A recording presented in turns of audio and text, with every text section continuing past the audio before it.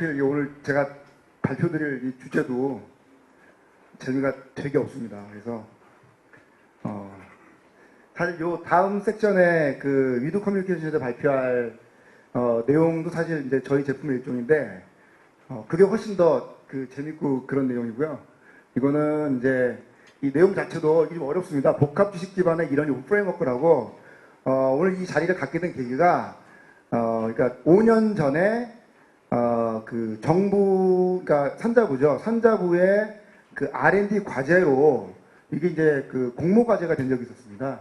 복합 지식 기반의 이런 프레임워크라는 공모 과제가 있는데 거기에 이제 저희 회사를 필두로 몇몇 회사가 제안을 해서 이제 그 5년의 과제를 수행을 하고 금년이 마지막 연도입니다. 그래서 마지막 연도고 금년 9월에 끝나는데요. 그래서 이제 과제 성과물에 대한 발표 및 이제 마지막 연도는 사실 그 사업 성적이 중요하기 때문에 그런 이유로 이제 제가 발표를 드리게 됐습니다. 그래서 그 내용도 보시면 되게 좀 이름도 좀 학술적이고 그렇습니다. 그래서 이런 주제를 할 건데요. 사실 내용은 저번 달에 이제 최종 완료 보고를 하기 전에 이제 그 산업기술평가원에 제가 이제 발표를 했고 그거를 토대로 된 내용이고요. 좀 내용이 좀 어렵다면 어려울 수 있고 또 굉장히 트렌드에 맞다면 트렌드에 맞을 수 있기 때문에 설명을 드리도록 하겠습니다. 근데 참고를 말씀을 드리면 이게 5년짜리 과제였는데 과제 시작하고 나서 4년 동안 내리 깨졌어요. 매년 이제 그 상기평에 가서 저희가 이제 과제 점검을 받으면 심사위원들한테 속된 말로 매년 박살이 났거든요. 예, 그 박살이 난 이유는 그리고 매년 물어보시는 것도 똑같아요.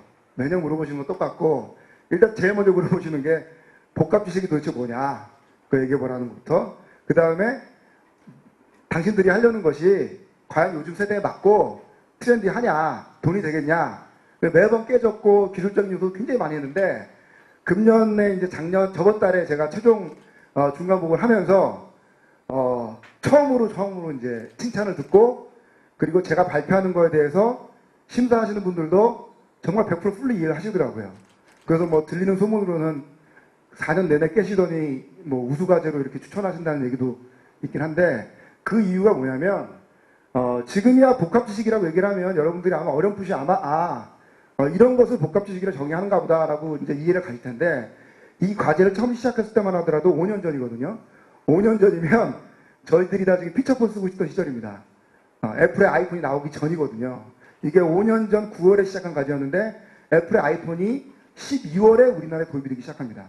그러니까 스마트폰이 나오기 전에 스마트폰이 나오기 전이라는 얘기는 지금 우리가 일상화되고 있는 여러 가지 소셜 네트워크나 소셜 미디어 서비스가 그 당시 있지도 않았던 거죠. 사이월드 하던 그런 시절인데 그래서 그때부터 4년간 제가 내리 과제에 대해 설명을 하고 우리가 개발한 대한 성과에 설명을 해도 심사하시는 분들도 이해를 못하시고 그리고 비판적이었던 것 같습니다. 그래서 설명을 할 때마다 항상 처음부터 다시 설명을 해요. 우리가 왜 이런 사업을 하게 됐으며 이게 지금의 이러닝 환경과 어떤 관련이 있는지. 근데 처음으로 저번 달에 설명을 했을 때 이제 복합 지식이 뭐냐고 물으시지 않고 이 사업이 왜 필요한지에 대해서도 이해를 하셨습니다. 그래서 이 과제를 하게 된 이유는 뭐냐면 이미 5년 전 정도부터 그 상당히 많은 사회적으로 이 지식이라고 하는 것에 대한 어떤 그 정의의 변화가 일어나기 시작했던 겁니다. 그러니까 일례로 말씀드리면 저희가 생각했던 이제 지식이라고 하는 거는 지금의 대다수 이런 콘텐츠도 마찬가지인데 상당히 정형화되어 있잖아요. 그렇죠? 우리가 콘텐츠를 만들 때 공공기관이나 일반 기업기관에서 그 콘텐츠에 대한 과정과 차시를 분류를 하고 발출하는 것 자체가 이미 그 지식이 굉장히 форм얼하다는 얘기예요. 정해져 있다는 얘기고 그리고 뭐 5년 전이나 지금이나 별 차이는 없겠지만 전통적으로 저희가 학교에서 수업을 받던 방식이나 아니면 지식을 얻는 창구조차도 상당히 이 과거로부터의 관념을 걸 보면 책이라든지 아니면 어떤 뭐 그 영상 매체라든지 굉장히 뻥얼한 지식을 우리가 받았던 기억을 하실 겁니다. 근데 요즘 누가 그렇게 지식을 습득합니까? 아무도 그렇게 습득하지 않습니다. 그러니까 뭐 엊그저께 그 신문 보니까 그 무라카미 하루키 신작이 선입세가 국내 최고 기록 돌파했더라고요. 16억 원. 그러니까 작가가 책을 내기 전에, 출판하기 전에 미리 주는 선입세가 16억이라는 얘기는 이거 어마어마한 겁니다. 근데 이제 그 16억 먼저 주고 책을 찍기 시작하는 거예요. 뭐 하루키가 요즘에 얼마나 잘 나가는지 모르겠지만 그 기록인데 저는 사실 그걸 보면서 제가 출판인은 아니지만 출판사 하시는 사장님들이나 출판업자들이 씁쓸하겠다는 생각이 들었어요. 그러면 우리는 그 작품에 10억, 15억 이상의 돈을 줘서 판권을 획득할 정도면 굉장히 우리나라 사람들이 책을 많이 읽는구나, 그래서 돈이 되는구나 생각하실 텐데 그건 역설적으로 책이 그만큼 안 팔리기 때문입니다. 워낙에 책이 안 팔리니까 그나마 팔릴 만한 베스트셀러 하나만 몰빵을 하는 거죠. 네. 얼마나 책이 안 팔리면 그러겠습니까? 그리고 그나마 소설이나 아니면 그런 쪽으로만 투자를 하는 거고, 뭐 자기계발서나 인문서 같은 경우는 속경으로 죽을 쓰고 있죠. 그러니까 그 얘기는 뭐냐면 이미 우리 현대인, 지금 살아가는 우리들이 지식을 습득하는 통로가 서점 가서 책을 사는 게 아니라는 겁니다. 그것도 굉장히 캐주얼한 지식인 경우에는 더 심하다고 보시면 되죠. 왜냐하면 뭐 인터넷에 수많은 자료들이 있기 때문에 대부분의 자료가 뭐 어떤 게시물도 있지만 뭐 블로그라든지 페이스북 같은 어떤 소셜 네트워크를 통해서 수많은 어마어마한 자료를 우리가 지식을 습득하기 때문에 지금은 사실은 책을 읽는 시대는 지났다고 보고 있습니다. 그러면 제가 이제 뭐 출판에 대한 비판적이냐 그건 아니고요. 제대로 된 지식을 또 얻으려면 한 권의 책에 녹아 들어가 있는 지식의 그 양이라는가 축적된 양, 그런 것은 일단 우리가 인포멀하게 얻는 인터넷상으로도 얻는 지식의 깊이와 비교할 수 없기 때문에 굉장히 중요하죠. 일단 뭐 책은 좀 많이 읽어주셨으면 좋겠고, 그래서 지금 지식의 습득을 바뀌었다는 겁니다. 결론은. 지금은 아무도 그렇게 하지 않는다. 그러면 우리가 생각하는 책과 가장 비슷한 인터넷 교육 콘텐츠가 뭐냐? 여러분들이 지금 기업에 오셨던, 공공기관에 오셨던, 대학에 오셨던 여기서 생산하는 콘텐츠가 책하고 제일 비슷합니다. 미디어만 온라인이고 디지털로 바뀌었다 뿐이지 책하고 다른 게 뭐가 있어요. 네, 여러분들 뭐 교수 설계자들이 교수 설계하고 콘텐츠 개발하면 저자로부터 원고 받죠? 그 다음에 목차 만들죠? 목차에 따라서 매체 제작하죠? 한 찻이 나오죠? 과정 나오고. 책하고 똑같은 거예요. 전집 하나 만들면 다를 바 없죠. 그러면 이미 우리의 생활 패턴과 지식을 얻는 습득 통로는 이렇게 딱 바뀌었는데 교육은 아직도 그렇게 하고 있다는 겁니다. 네. 근데 따져보면 지식의 가장 최첨단이고 가장 대중화된 지식이라고 하는 건 교육 지식이거든요. 우리가 왜 뉴스를 보고 왜 인터넷을 뒤지고 왜 공부를 합니까? 갖다 배우려고 하는 거거든요.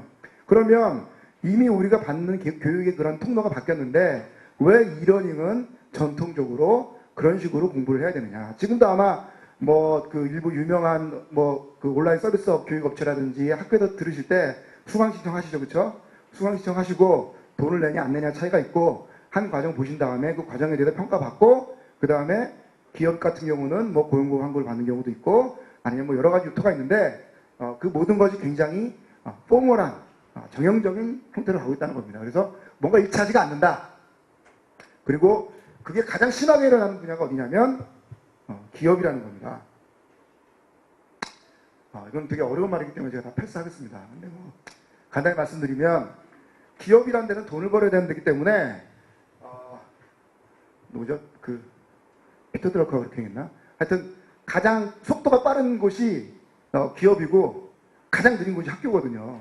기업은 돈을 벌어야 되기 때문에 제가 얘기하는 이 지금 모순과 괴리를 누구보다 빨리 캐치를 합니다. 그래서 이 인포멀한 지식과 교육을 흡수하기 위해서 다양한 시도들을 먼저 하죠. 그렇기 때문에 BPM이라고 하는 업무 프로세스 관리 솔루션도 있고 그 다음에 KMS라고 하는 지식관리 시스템이라는 것도 기업에서 제일 먼저 도입을 합니다. 그래서 기업에서는 어떻게든 기업 구성원들이 생산해내는 지식들을 하나의 매니지먼트에서 보다 업무에 도움이 되는 지식으로 재창출하고자 무던히 더 돈을 투자하고 노력을 합니다. 네. 그래서 기업에 그런 것들이 있는데 그러다 보니까 굉장히 기업 시장에서는 그런 부분에 시스템도 많고 그리고 뭔가 정형화되어 있지도 않고 그리고 결정적으로 다른 시스템들은 그렇게 돌아가고 있는데 교육 시스템이라고 하는 거는 상당히 뭐랄까 올드한 그런 포멀한 내용을 하고 있기 때문에 괴리감이 있었다는 것이 이 내용이고요. 그래서 저희가 5년 전에 제안했던 것이 뭐냐면 스마트폰도 없던 시절에 소셜 네트워크도 없던 시절에 그런 인포멀한 지식들을 하나의 복합 지식이라고 하는 굉장히 그 새로운 그 오브젝트로 재정의하고 그리고 이 복합 지식을 누구나 쉽게 만들어서 그것이 학습 맥락을 갖는 교육적 자료로서 활용하게 하겠다. 그리고 그것이 돌아가는 굉장히 오픈된 플랫폼을 개발하겠다고 한 겁니다. 네, 이렇게 얘기하시니까 이해가 확실히 되실 것 같은데 그 박사님들이 준비한 그 심사위원분들은 4년째 이해를 못 하시더라고요. 그래서 어떻게 그걸 개발하겠다는 거고요. 그래서 여러 가지가 있고 지금 이런 회사들이 했는데 주관사가 저희 회사고요. 그러니까 이걸 하려면 뭐 상식적으로 봤을 때 기업이니까 비즈니스 프로세스 매니지먼트 시스템이 있어야 됩니다. 그거에 대한 대한민국 전문가, 그 1등 회사인 유엔이 솔루션즈가 있고, 그 다음에 복합 지식이라는 거는 결국 인포멀한 지식이기 때문에 얼마나 지식이 많겠어요. 뭐 네이버에 있는 블로그에 있는 이런 지식은 엄청나게 많을 거 아닙니까? 거기서 제가 원하는 내 학습 맥락과 맞는 일치한 지식을 끄집어내기 위해서는 이 과제의 그냥 핵심적인 기술 중에 하나가 검색 엔진 기술입니다. 그래서 검색 엔진을 하기 위해서 다이캐스트가 있고 그 외에 여러 가지 회사들이 참여를 했습니다. 그러니까 검색 엔진은 왜 필요하냐면 이런 거예요. 여러분들이 모르시는 내용이 있으면 네이버에서 검색을 하시잖아요. 동일한 일들이 일어나고 생각합시다. 이러닝 컨텐츠를 학습을 하시는데 모르는 게 있어요. 그럼 이러닝 컨텐츠를 학습하다가 발생하는 모르는 내용에 대해서 검색을 하려면 똑같이 검색을 하실 텐데 중요한 거는 네이버는 우리가 이러닝 학습을 하다가 와서 검색한 사람인지 아니면은 무슨 뭐 다른 뭐 인터넷 서핑을 하다 검색한 사람인지 모른단 말이에요. 그래서 이제 시메트릭 검색 엔진이라는 게 나오는 거잖아요. 근데 이 오픈 프레임워크에서는 일단 학습을 하다가 검색을 한다고 가정을 합니다. 그럼 학습하다가 검색한 사람들이 가장 필요한 게 뭘까요? 일단 내가 학습 컨텐츠와 관련된 내용이 있어야겠죠. 예를 들어서 제가 스마트폰에 대해서 학습을 하고 있는데 거기에 애플이란 말이 나왔어요. 내용에. 그 애플이 뭘까 하고 검색을 해봤는데 네이버에서 사과농장, 과수원 이런 거 보여주면 안 되잖아요. 제가 스마트폰을 보다가 나온 애플은 스티브 잡스나 컴퓨터사 애플을 찾아야 된다는 거죠. 관련된 내용을. 그러니까 그러려면 보다 학습자의 그 검색 취향과 그 다음에 기존에 다른 사람이 검색했던 거를 종합적으로 판단하는 그런 시멘트 검색 기술이 필요한 겁니다. 지금까지 얘기한 거를 약간 도표로 설명한 건데요. 그러니까 그 지식과 컨텐츠에 대한 어떤 이 단절을 이번에 한번 저희가 개발한 솔루션을 통해서 통합해보자는 거하고 그리고 그러기 위해서 이미 툴들은 너무 많이 나와 있다는 거죠. 너무 많이 나와 있습니다. 왜냐면 뭐 소셜 네트워크인 뭐 트위터라든지 위키피디아라든지 뭐 블로그, 페이스북 너무 많고 그리고 어떤 그런 걸 실시간으로 커뮤니케이션 해주는 뭐 여러분 많이 하는 뭐 카카오톡도 있고요. 그 다음에 뭐 여러 가지 메신저도 있고 뭐 수많은 것들이 있습니다. 근데 이런 것들을 어떻게 지식 전달과 LMS와 연합을 할 것이냐 이게 가장 중요한 이슈가 될 것 같고요. 그래서 이 장표를 보시면 이게 이제 기업 안쪽이고 이게 이제 기업 바깥쪽입니다. 세상은 이렇게 돼 있어요. 네. 기업 안은요 완전 수직 계열화 되어 있죠. 그렇죠? 조직이라는 게 그러니까요. 대표이사 있고 조직들이 쭉 있습니다. 직원들이 있고 그러니까 수직화되어 있고 그 다음에 여기 관련된 시스템들도 뭐 HRM, 휴먼 리소스 매니지먼트라든지 CRM, 고객관리 시스템, ERP, 경영관리 시스템 여러 가지들이 시스템들이 존재하고 있죠. 그리고 거기 관련된 여러 가지 뭐 컨텐츠나 이런 것들이 산재하고 있습니다. 이거는 기업 내죠. 기업 밖은 어떻게 되어 있느냐? 이렇게 수직화되어 있지 않죠. 수평적인 관계에서 모든 그 네트워킹 형성이 됩니다. 그리고 관련된 툴도 HRM, CRM, ERP처럼 이런 솔루션 단위의 어떤 엔터프라이즈 시스템 되는 것이 아니라 저희는 굉장히 공짜로 된 다양한 서비스들을 그냥 쓰고 있습니다. 페이스북이 될 수도 있고 검색 엔진 마찬가지고 유튜브, 구글 그렇죠? 이렇게 되어 있습니다. 그리고 지식도 마찬가지예요. 기업 내에는 대부분의 지식들이나 컨텐츠들이 물리적인 파일이나 데이터베이스로 되어 있습니다.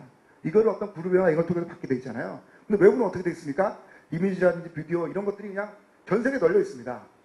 기업 내부와 외부가 이렇게 완전 다르다는 거죠. 네. 이거는 문제잖아요. 그렇죠? 왜냐? 기업 내부와 외부는 다른데 일하는 사람은 같은 사람이에요. 그렇죠? 나는 회사 들어가서는 이걸 이용해야 되고 회사 나오면 이걸 이용해야 되는 거예요. 여기서 문제가 발생을 하는 거죠. 조직원은 기업 내 직원은 바뀌었는데 시스템은 완전히 이렇게 분해가 돼 있어요. 물론 10년 전, 5년 전이만 하더라도 이게 상당한 유사성이 있었어요. 기업 내와 기업 밖의 인터넷 환경이라는 게 상당한 유사성이 있었습니다. 옛날에 지금 세대분들은 모르시겠지만 예전에 뭐 하이텔이나 천리안 이때 생각해보세요. 네. 그때는 이 시스템과 별 차이가 없습니다. 그리고 그때 썼던 여러 가지 인터넷 시스템을 생각해보시면 지금이랑 그러니까 기업 내부 외부의 차이가 별로 없었는데 지금은 극명하게 나뉜다는 겁니다. 나뉘고 더더군다나 조직원들은 거기에 더해서 혼란을 갖고 있는 거죠. 회사 가면 이렇게 해야 되고 왜냐하면 왜 혼란이냐면 이거는 습관의 문제이기 때문에 그렇습니다. 내가 지식을 습득하고 찾는 습관이 이미 바뀌었기 때문이에요. 그러니까 저만 하더라도 저는 사실 다음 카페가 익숙하지 네이버 블로그는 별로 익숙하지 않아요. 네. 왜냐하면 그래서 열심히 해서 네이버 블로그를 적응해 놨더니 페이스북은 더 익숙하지가 않아요. 네. 왜냐하면 그 세 개의 차이가 뭘까요? 이 차이 아닙니까? 카페라고 하는 거는 게시판 위주의 커뮤니티라는 거는 굉장히 중앙 집중형의 통제된 어떤 커뮤니티죠. 거기서 블로그로 약간 개인화로 넘어갑니다. 그러다가 페이스북 같은 오픈 플랫폼 가면 완전히 개방이지 않습니까? 거기서는 상하관계가 없잖아요. 그렇죠?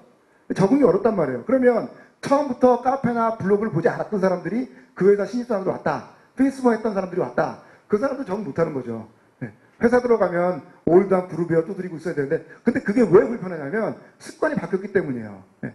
나는 모르는 거 있으면 카카오톡으로 바로 물어보고 구글에 바로 찾아보고 페이스북에 올리는데 회사원이 거기 안 돼 있다는 겁니다. 회사만 그럴까요? 대학도 마찬가지일 것 같은데. 그런 괴리감이 있다는 거고 그러면 어디를 바꿔야겠습니까? 여기를 이렇게 바꿀까요? 그럼 불가능하죠. 그렇죠? 그럼 방법은 합니다. 이거를 이렇게 바꿔야 되는 겁니다. 그래서 저희가 5년간 투자해서 개발한 시스템이 이것을 이렇게 유사하게 바꾸고자 했던 노력을 한 거라고 말씀드릴 수 있겠습니다. 그래서 이 전에는 보시면 굉장히 내가 어디로 가야 될지 불분명하다면 핵심적인 키워드는 하나입니다.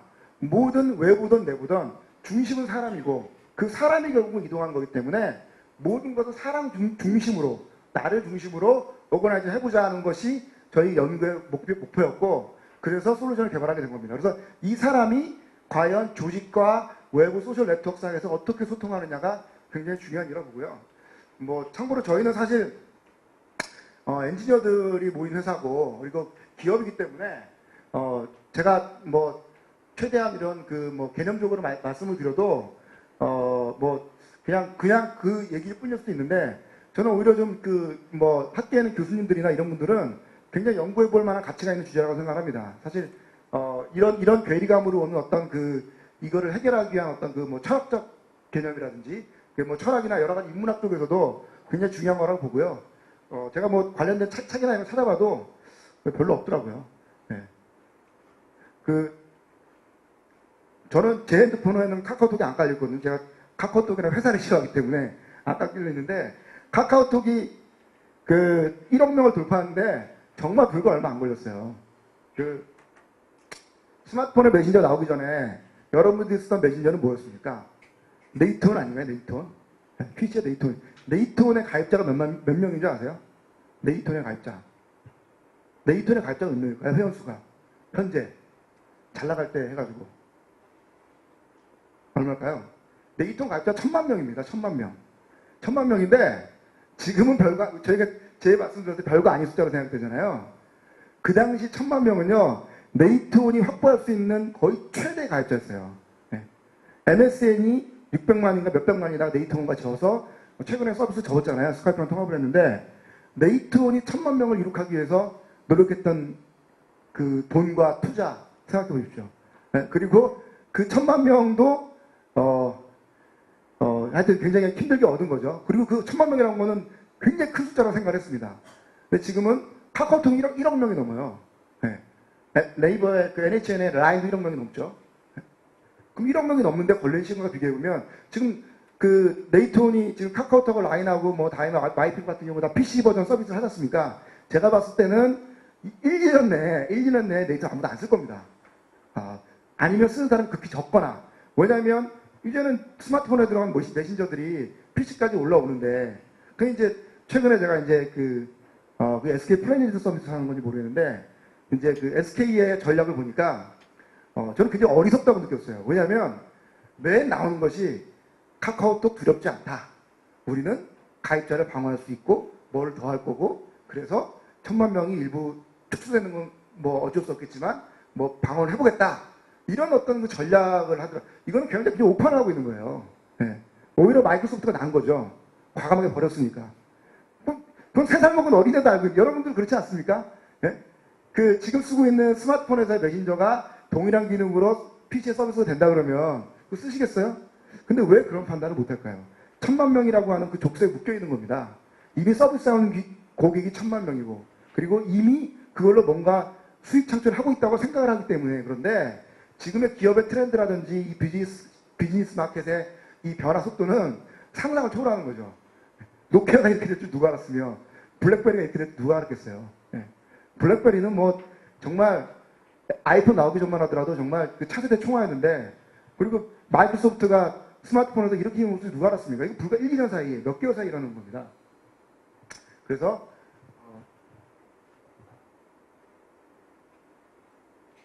엄청나게 바뀌고 있다는 거고, 그렇습니다. 그래서 복합지식 오픈 프레임워크를 그냥 정의를 하자면 이런 겁니다. 그러니까 스마트 러닝이 당연히 핵심이 돼야 되는 거고, 그리고 저희가 5년 동안 하면서 또 굉장히 공부를 했던 것이 뭐냐면, 플랫폼에 들어가는 모든 기술과 어떤 이 프레임워크나 시스템들은 오픈소스를 기반으로 하자는 거였습니다. 그래서 국내에 나와 있는 상당히 많은 오픈소스를 참고해서, 그리고 거기 있는 라이브러리를 참고해서 이 프레임워크를 개발했습니다. 왜냐하면 회사 내부의 기술을 가지고 오픈 프레임워크를 개발해봐야 전파가 느릴 것이기 때문에 그렇게 했고, 특히 이제 유행기 솔루션스의 이 프로세스 코드라고 하는 이 BPM 그 솔루션 같은 경우는 뭐 알아주는 이 오픈소스 프레임워크라고 보시면 될 것 같습니다. 그래서 LMS하고는 어떻게 연결하냐면, 제가 이제 오늘 말씀드리는 주제는 뭐냐면, 이미 기업 시장에는 이 BPM이라고 하는 솔루션들이 많이 쓰고 있습니다. 이 BPM이라는 걸 뭔지 간략하게 설명을 드리면, 기업이라는 것은 이윤을 창출해야 되고, 이윤을 창출하려면 결국은 생산 과정을 효율화해야 되는데, 생산 과정을 효율화하려면 가장 기본적인 업무 자체가 각각의 업무 정의를 명확히 하고, 거기에다 업무 프로세스를 정의를 해서 그걸 시스템적으로 운영을 하는 것이 가장 효과적인 거거든요. 근데 그게 인력으로 되지 않죠. 그러니까 사람 머리로 되지 않습니다. 그래서 그런 것을 하기 위해서 이 BPM이라고 하는 솔루션을 도입을 합니다, 기업에서는. 그러면 내가 해야 될 업무가 명확히 정의되어 있고요. 그 업무에 다음 행해야 될 사람도 명확히 연결이 되어 있습니다. 그리고 그 사람이 해야 될 업무도 연결이 되어 있고, 이런 것들이 굉장히 구조적으로 돌아가는 거죠. 웬만한 중소기업은 무리지만 중견기업 이상들은 다 그렇게 시스템을 하고 있죠. 뭐 예를 들면 우리가 뭐 카드사의 어떤 그 고객 관리 프로세스라든지 이런 건 굉장히 지금은 이제 효율화되고 정형화되어 있다고 보시면 되고, 보험사의 어떤 그 고객 확보 프로세스라든가, 그거는 이제 보험사의 보험 마켓, 보험 플래너라고 그러나? FP 분들과 그다음 내부의 어떤 상품 소개하는 부분, 연구소 이런 부분들이 이미 BPM 엔진으로 완전히 연결이 되어 있다고 보시면 됩니다. 이거는 이제 그런 서비스 회사뿐만이 아니고 생산을 하는 모든 회사들이 마찬가지죠. 그리고 그것을 얼마만큼 정교하게 쪼개고 효율성을 하느냐에 따라서 기업의 원가가 절감이 되고 향상되는 겁니다. 근데 그렇게 되어 있는데, 이 BPM 솔루션을 기업에 써서 생산성 향상을 위해서 보니까 치명적인 약점이라기보다는 굉장히 부족한 부분이 있었습니다. 뭐냐면 각 단계별로 각 구성원들이 해야 할 일이 뭔지를 잘 알아요. 근데 뭔지는 잘 아는데 그걸 잘 모를 때 교육을 시켜야 되거든요. 그러면 지금의 전통적인 시스템은 어떻게 되냐면, BPM은 BPM대로 돌아가고 회사 내 LMS라고 하는 교육 시스템이 따로 있습니다. 그 교육은 따로 받는 거예요. 그러니까 교육은 따로 받고, 그리고 그 교육받은 지식을 통해서 자기 업무를 하는 겁니다. 너무 당연하게 생각하시는 그런 프로세스입니다. 그래서 기업에는 연수원이 있고, 그리고 매달 무슨 정기 교육도 받고, 그리고 기업 내에서 여러분들이 아까 제가 말씀드렸던 굉장히 올드한 방식의 이런 컨텐츠를 받으면서 고용보험 환급하고 이런 거 하고 있죠. 그렇죠? 근데 가장 이상적인 건 뭐겠습니까? 가장 이상적인 거는 교육을 다 받고 또 뭐 그게 아니라 업무를 하다가 모르는 게 있으면 자기 해당 업무와 관련된 고유 컨텐츠가 바로 연결이 되는 게 제일 좋겠어요. 그러면 굳이 그런 과정이 필요 없이 그냥 업무 프로세스를 바로 투입을 시킵니다. 투입을 시키면 이 사람이 업무를 하기 위해서 봤더니 이거 잘 모르는 내용이야. 그러면 그거와 연결된 교육과정이 제시가 되는 거죠. 그럼 그 교육장을 듣습니다. 듣고 심지어는 그 교육과정을 추천해 줄 수도 있고, 이런 것들이 이제 많은 행위가 일어나게 되면 그 다음부터는 제가 말한 여기서 교육이라고 하는 거는 아까 말씀드렸지만 굉장히 포멀한 것도 있고 인포멀 다 포함하는 겁니다. 회사에서 만들어 놓은 교육 콘텐츠도 해당이 되고, 그게 아니라 굉장히 오픈된 플랫폼에서 다른 사람들이 찾은 그런 그 유튜브라든지 구글인 자료도 되고, 또 내부 구성원들이 올린 게시물도 되는 겁니다. 이런 것들이 복합적으로 자기가 업무를 하는 와중에 저스트 인 타임으로 나오는 거죠. 그러면 기술적으로는 어떻게 되냐면, 그 모든 지식들을 이제 복합 지식이라고 하는 카테고리를 묶어서 이 지식 창고도 하는 데로 다 밀어 넣습니다. 이 밀어 넣기 위한 여러 가지 툴과 도구들을 저희가 제공을 하는 겁니다. 그럼 그런 작업들은 물론 회사에서 전산 담당자나 운영 담당자 해줘야겠죠. 그럼 그걸 하고 나고 그 부분이 이제 LMS하고 이제 연결이 되면, 그리고 이제 그 여기 사이에 이 각각에 대해서 아까 말씀드린 그 검색 엔진, 굉장히 인텔리전스한 추천 엔진이 들어가면 그러면 이 세 개가 결국은 그 연동이 돼가지고 기업 입장에서는 구성원들이 어떤 업무를 하다가 모르는 것이 있으면 그 즉시 교육과 피드백을 줄 수 있는 그런 시스템이 되는 겁니다. 그렇죠? 그래서 이거는 좀 이제 솔루션 화면으로 한 건데요. 그러니까 LMS가 있고 그 다음에 이 BPM들이 있고 중간에 복합적 편집기를 통해서 이런 것들을 만들어 놓으면 이 연계들이 제가 말씀드린 일어나는데 이 연계의 핵심은 이미 저희가 오픈 프레임워크를 썼기 때문에 여기에 해당하는 어떤 연동 규약이라든지 API 이런 건 다 오픈이 되어 있는 거죠. 그래서 굉장히 유연하게 작업을 할 수 있게끔 되어 있습니다. 몇 분 남았습니까? 끝났어요? 그러면 스크린 잠깐 보여드리고 제가 끝낼게요. 죄송합니다. 20분밖에 없는데 이렇게 되어 있고요. 솔루션은 제가 오늘 저희가 개발을 했을 거라고 생각을 하시겠죠?